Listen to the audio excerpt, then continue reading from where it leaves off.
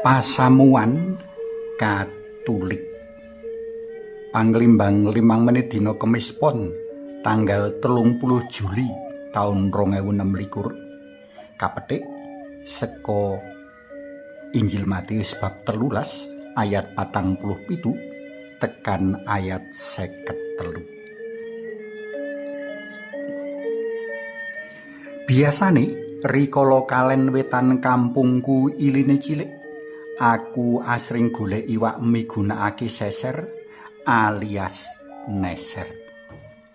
Seser dhewe mujudake piranti kanggo golek iwak arupa jaring kang diwenehi wengku. Saka asil seseran mau, ndak pilih iwak-iwak sing iso dimumpangatake minangka lawuh, ndak wadahi jroning kepis. Iwak mau kayata wader, sili utawa uceng, lele, delet, kotes, bader, uga urang.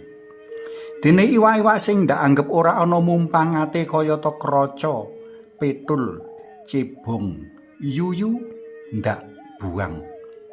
Supaya ora bali kejaring seser meneh, iwak-iwak mau ndak buang adoh-adoh saka pinggiring kali.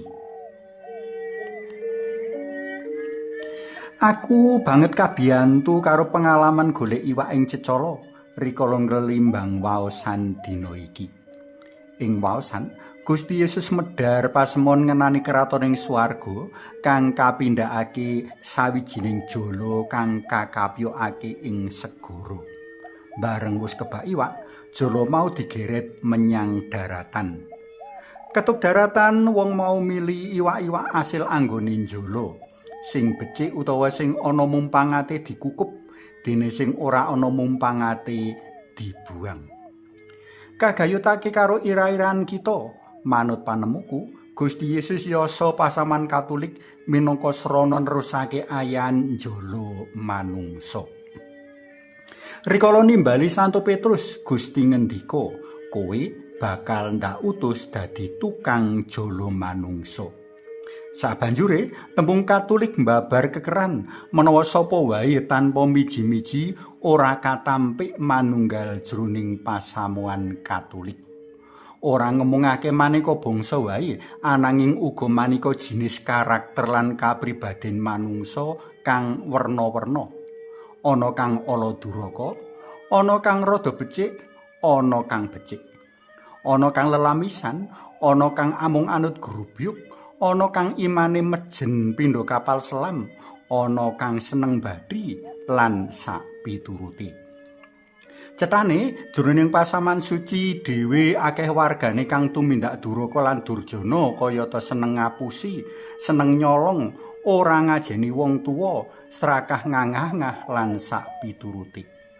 Wong mau nyawiji urip bareng lan tandang gawe bareng, kepara berproses bareng ngayati iman kapitayan ana njeron pasamuan suci.